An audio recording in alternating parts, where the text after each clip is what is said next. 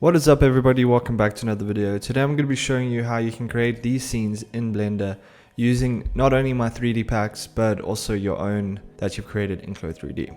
These files will be available for free, so make sure to download them in the description to follow along. For this video, I am going to start with my avatar already imported into Blender. Now you can check out my Clo 3D beginner to intermediate animation class about Daz 3D, Blender and Clo 3D. This will go over how to create your avatar in Daz 3D, which is a free software, import it into Blender, and then use that as an avatar to create your clothing in Clo 3D. So from here, what we can do is once that's imported in, there's no lighting set up right now. Just to note, I have used this add-on from Humanify, which is on Blender Marketplace, where you can just create higher resolution textures. Now I don't have any lights in the scene right now, so let's just add that so it does look a little bit better. So I'm gonna press Shift A, light area, and then just pick this up. And as you can see, textures are really solid. Now I haven't done the torso because you're not going to see that. So from there, what we can do is we can just change this to the avatar collection, and then I'm going to press Shift A and add in a plane. So the reason for this is to allow for us to add an array modifier, which will then multiply everything using just a modifier, and then there's not so many polygons, so it allows you to do more with the scene, especially if you don't have a high-end PC, because it's just essentially arraying it and not creating multiple polys. So from here, what you want to do is put your plane, call this like main array, and this is going to be where majority of our things sit, so it's going to be under here. So we're going to go and select our Genesis 9 avatar, and then just press Shift and click on our plane. We're going to right click and say parent to object, and now you'll notice when we bring this main array up into our avatar collection that everything gets hidden underneath, which is fine. Okay, so from here we can click on this main array, and we're going to go to modifier, we're going to hit array, and you'll see that it does create an array, but there's no avatar on there. So to fix this, we're going to go to our object, we're going to go to instances, we're going to say faces, and then it's already created two of them, but we don't want to see the plane in the camera viewport. So what we can do is go down to instances again, and then just show instances in viewport and renderer, and then we'll just get rid of that. So now we have our scene pretty much set up in terms of creating an array. Obviously we can increase this count, we can add another array to it so that it goes forward. Just change the factor to Y or minus, and then we have multiple avatars. And then from here, what we can do is we're going to import our clothing. So you can use my clothing packs, you can use your own, up to you. We're going to go file, import OBJ. I'm going to import my rain final. This is a garment that I created in Clo 3D. We're going to import that in. Then you'll see that it's now only applied it to one object because we haven't put it under that main array. So to fix that, I'm going to do the same thing again, but make sure you've selected your outfit. I'm just going to rename it to outfit, and then press Control, click on the main array. Then you can right click parent to object, and just like that, it's now created multiple of those. So from here, the next thing I'm going to do is texturize it. So it's totally up to you how you want to do this. As I said, you can check out my Clo 3D beginner to intermediate class on my YouTube channel, and it will explain everything. I'm going to keep this really simple and not get into all those details because it's not really essential for this video. Yeah, let's just maybe add some like roughness and metallicness, and then we can adjust this to make it a little bit darker. Actually, I'm going to keep it lighter. So now that we have that set up, what we can do is now create somewhat of a belt. So to do this, I'm going to add in a cube, bring it down. These are going to be the edge of the belt. So I'm just going to go to my top view here and change this back to a regular preview, and we can extend this across, make it as big as you want it to be. Then I'm going to press tab to edit, and I'm just going to adjust this. So we're going to press Control R to subdivide it, and then I'm just going to create a slight curve here. And then what we can also do is go to our modifiers and add a subdivision modifier, set this to 3 and 3. Now it'll look weird at first, but we can press Ctrl R, just drag this to the end, press Ctrl R again, and drag it to the other side. Now we have more of a unified curve. We can right click and press Shade Auto Smooth, and it'll just smooth that out. Now obviously if you want to make these marks sharper, we can subdivide again and then just change that. I'm going to do it again and go all the way to the edge here and do the same for the bottom. Okay, so we have a basic curve. Then what we're going to do is duplicate this, so we can press Shift D and drag it along, and then we're going to press S and -1 to flip it, and then we can just rotate it by -90 degrees, and then we should have a copy of that on the other side. I'm going to try keep it as even as possible to get a similar distance to the other side. We go to the top view, we can see here it looks much better. Okay, so from here we can press Shift on both of these, right click and say join. This will just join the sides of the bolt together. And then once again we can array these, but now we're going to array them along the y-axis and remove it from the x, and we can create as many as you want here. So I've done this here. That's going to be the side of our bolt. Now we need to create the bolt, so we're going to do the same thing again. We're going to press Shift A to add a plane, scale this down. Then I'm going to toggle the X-ray mode, make this a lot smaller along the y-axis, so press Y. Then we can press Ctrl R, and using our scroll wheel we can increase subdivision, and then I'm going to select this and press scale along the x-axis, bring it in. You can see that the distance isn't correct, so I'm actually going to go back to the side bolts, select this and bring it out like that. Then let's go back to our bolt, so I'm just going to rename this to bolt. Then I'm going to select every second one by pressing Shift and just selecting over, and then I'm going to press G followed by Y just to shift it down. That's going to create our basic bolt shape. Then once again we can use our array modifier, put it along the Y axis, press 1 and set our X to 0. Now we do want this to slightly touch a bit, so we can decrease this. Then I'm going to go to my side view and go to X-ray mode. And then what I do want to do is just select the sides and bring them down. So we're going to toggle the edge mode. We're going to press Alt, and then we're going to press Shift Alt on the other side, and this will just allow us to select both. And then using E to extrude, we're going to bring it down. Then we're going to do the same thing and we're going to extrude it outwards. So I'm going to press Alt to reselect that, and then E to extrude it along the Y axis. And if we go to our top view, we can see that it's now adjusting the array. And then we can do this for the same side. So press Alt, E, and then X, and then Y, and extrude it outwards. And then we're going to go back to our array modifier and just make these touch so that there's no gap in between them. Now we've got a little groove there, which is perfect for our bolt. If we go to our front view, we can see that it is a little bit high. So we're just going to press Z and bring it down, and then go back to our top view by pressing 7. And let's increase this count, and we can actually change the Y factor to -, and we'll go the other way. So I'm going to set this to about 200. Let's see. Okay, that's a bit much. Let's go maybe 80. Still a bit much. Okay, well, 62. You can bring it to the edge and just decrease this like so. Okay, so now we have our bolt that we've set up. Now from here, we want to array the bolts as well, because we don't want to create so many polygons. So we're going to add another array, and this time it is going to be along the X factor. So we can increase the count to 3. Go to our top view and let's change the X factor so that it goes across all of them. And then we're going to do the same thing for the bolt sides. We're going to create another array. We're going to change this to 3. Now it's gone down, so we need to change it to the Z axis so that it goes across. And then let's change the offset, and just like that we now have 3. Now from here, what we can do is, obviously if you want to make more, you can make more arrays, makes the scene bigger. But now what we're going to do is we're just going to add in a camera so we can get the scene going. So we're going to press 1 to go to our front view, press Shift, camera, and now we can adjust it by G. Go to our top view and G followed by Y, or you can manually move it. You don't have to always press X, Y, Z. Then we can go view, set active camera, and now we have our preview. I'm just going to remove the overlays and then go to our shader preview so we can see what we're looking at.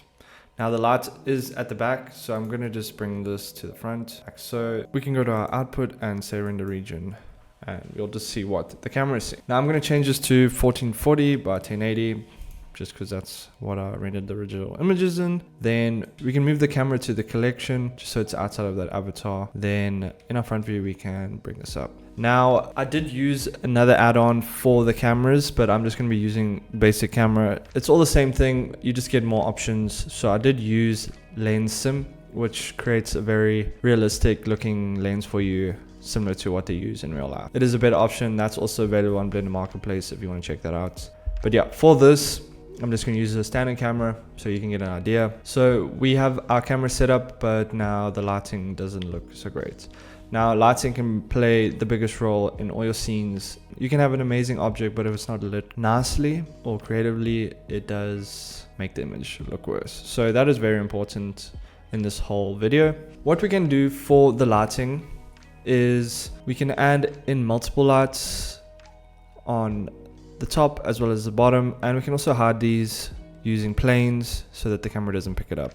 So the first thing we're going to do is I'm actually going to increase this array just so we have a better look. So I'm going to go back to belt, and what I'm going to do is make this 100.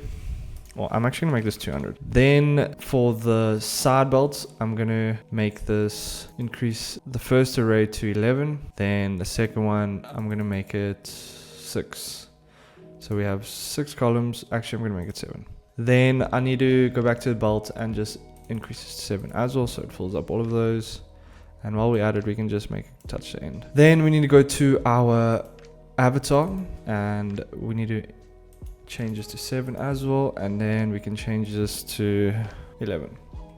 Okay, so now we have our soldiers. We can also just get rid of the armature, so we can click on our Genesis 9 and just remove all of these in the viewport display under data, so we can see it a lot better. So from here, we need to now move our camera. So let's click on our camera in our viewport, and as well as the light, we can bring this and put it in the front. So now we have this front view of everything, and it looks really cool. I'm going to change the camera, so let's click on the camera. I'm going to change it from perspective to panoramic, just so we can get a wider angle. Then for the lens, I'm going to bring it in so we don't see lens filter on the sides. And let's increase the field of view to 190. And then we can bring this forward. Let's go to our top view, bring it forward, and also bring it down. Okay, so you can see that the bolts, they're clipping at the end. So let's increase that array again. And the bolts, we can just make it go a little bit further. Okay, so that's looking really sick so far. From here, what we can now do is add in a big cube. I'm just going to save this because quite far into this. Now this file will be available if you want to use it. It'll be from my original scam file. This will be called YouTube tutorial. You can get all the other files as you can see here. So YouTube tutorial, that is sweet. Then from here, what we can do is add in a cube. So we're going to press Shift A and add a cube. Then go to 7. We're going to put this somewhere in the middle here. We're going to scale it up so that it fits inside. So it has gotten quite dark here, but no need to worry about that. Then we're going to just drag down on the top left corner here, so we can open up another tab. We're going to go to our shader editor, press N to hide that. So we're going to add in a new material. We're going to call this volume emitter. Then we can delete this principle. So just click on and press delete, add volume, volume scatter. And you can see right off the bat that it's created this like really cool haze. And we can decrease and increase this haze by adjusting the anisotropy. Obviously, you don't want to have this light here. Maybe you do, maybe you're into that aesthetic. And you can decrease and increase the density as well, so you can see further down the line. It's all really up to you. So I'm gonna just fiddle around here till I'm happy. You can press Shift to make micro adjustments. Then what we're going to do is I'm going to just hide this just so we can adjust the lights in the scene. We're going to press Shift A and we're going to add another plane. We can place this in the middle of the scene, and we're just going to scale it up and then bring it up like this. We're going to make sure that it is more in the front of our avatar. So if we go to X-ray mode, we can see the edges at the front. Then we're going to add in material for this. So let's go down to our materials, new light. You can just change it to light 1. And over here, we can change the emissions to 1. This will just create one big light for us. And then we can actually just hide this for now. Hide that first area light. Then when we reveal the cube, it should look something like that. Now we want to not see the light square specifically in the camera, so we can go to our plane and just go to object, visibility, hide from camera, and just like that we have a quick problem solve. Now you will still see a little bit because of the haze obviously, so use your transgression to adjust it and hide it and make it look better. Obviously if you don't have that haze there, you won't see it at all. So I'm just going to put this probably somewhere here in the front. Then we can make sure everything is within the cube. So I'm just going to scale along the y-axis like that, and we should be good for there. I'm going to increase the strength of this light to maybe like 2 or 3. Yeah, let's do 3 like that. Then I'm going to add in another plane. So we can just change this plane to top light. Let's take it out of the avatar collection. Let's actually change this to arrays. Then what we can do is add in another plane. We're going to make this our bottom light. So we have some light coming in through the bottom here. Let's press O to go back to camera. Let's go to the front view.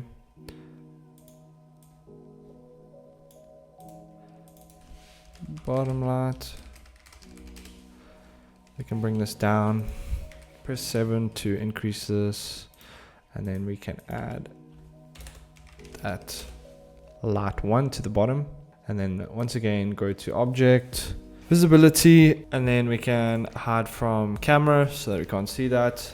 And then I'm actually going to duplicate this material. So let's duplicate that, change it to light 2.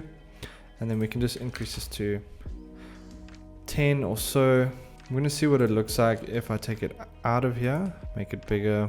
You can fiddle around with this and increase it to however you want. I'm going to leave it at about 10. Let's go to our top view and let's maybe decrease this, bring it up. Something like that. I just want to get a highlight off the bulge here. Okay, so going back into our texturing, we're going to just hide this cube so we can see it a bit better. And what I am going to do is I'm going to add some materials to this belt. Now I'm using Blender Kit, which is another cool add-on just to get materials very quickly. So I'm going to go find materials, type in metal. Let's just do this first one to see what that looks like. I'm going to click on the side belt and then add the light iron to that. And it looks a little bit too dark, so let's make it a lot lighter, and let's reduce the roughness as well as the metallicness. Okay, that's pretty much that, eh? So we can re-enable this cube and you'll see what it looks like with that. I see I am still getting some clipping around the edges from the camera, so we're just going to go back to the camera. Then we can just increase this field of view until we don't see it anymore. Okay, then there is one more thing which we can do is go into the shader editor, go to world, and we can adjust the background color to make it darker or brighter. I'm going to make it super dark. Then I'm going to adjust the volume scatter a bit. Can mess around with these custom presets. Kind of like this Fournier one. And then let's go to our top light and increase this to about 5. Cool. And then I'm going to hit save. And that is how you can set up a scene like this in Blender. For render settings, obviously because it is a lot noisier, you might just have to mess around with that. I'll probably go with maybe like 400 and then upscale this to 288 by 2160. So there's one thing I want to do is add some depth of field. So let's click on the camera. We're going to press Shift A to add an empty plane axis, bring it to the front here where our avatar is. Go to our top view, ensure that it is over our avatar on the front. So just press G, bring it there. Go to our side view again, just make sure it's somewhere on the face. Then we can go to our camera, go down to data, depth of field, and just select this empty. And then we should have some nice depth of field, as you can see. Then I do want to just adjust the cube a bit, make it a bit more dense, like so. And we can save this. What I do like to also do is just clean up any purged unused data, and then save it again, render image, and this should be your final result. If you guys did enjoy this video, please make sure to drop a like, comment, and sub. If you need any extra help, join my Discord. As always, I appreciate the support. Thank you so much, and I'll see you guys in the next one. Peace.